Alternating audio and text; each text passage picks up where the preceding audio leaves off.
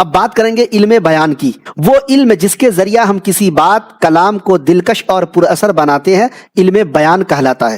یہ پوائنٹ بھی پوچھا جا سکتا ہے کہ وہ علم جس کے ذریعہ ہم کسی بات یا کلام کو دلکش اور پر اثر بناتے ہیں کیا کہلاتا ہے؟ تو وہ کہلاتا ہے آپ کا علم بیان۔ زبان و بیان پر قدرت ہو تو کہنے والا ایک ہی خیال کو نت نئے انداز سے ادا کر سکتا ہے، اس خوبی سے کہ اس میں دلکشی اور اثر بھی رہے اور ایجاز و اختصار بھی۔ میر انیس کا یہ بند پڑھیے اور اس کے ذریعے علم بیان کے مفہوم کو سمجھنے کی کوشش کیجیے۔ تعریف میں چشمے کو سمندر سے ملا دوں، یہاں پہ مس ہو گیا، سمندر سے ملا دوں، قطرے کو جو دوں آب تو گوہر سے ملا دوں، واہ، قطرے کو جو دوں آب تو گوہر سے ملا دوں، ذرے کی چمک مہر منور سے ملا دوں، خاروں کو نزاکت میں گلے تر سے ملا دوں، گلدستہ معنی کو نئے ڈھنگ سے باندھوں، ایک پھول کا مضمون ہو تو 100 رنگ سے باندھوں۔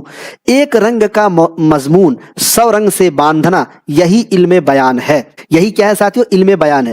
علم بیان کی تعریف ایک بار اتنا سا یاد رکھیے کہ وہ علم جس کے ذریعہ ہم کسی بھی بات کو کلام کو دلکش بناتے ہیں، پر اثر بناتے ہیں، وہ علم بیان کہلاتا ہے۔ اتنی سی تعریف اگر آپ یاد کر لیتے ہیں تو آپ کے لیے آسانی ہو جائے گی۔ ایک رنگ کا مضمون 100 رنگ سے باندھنا، یہی علم ہے۔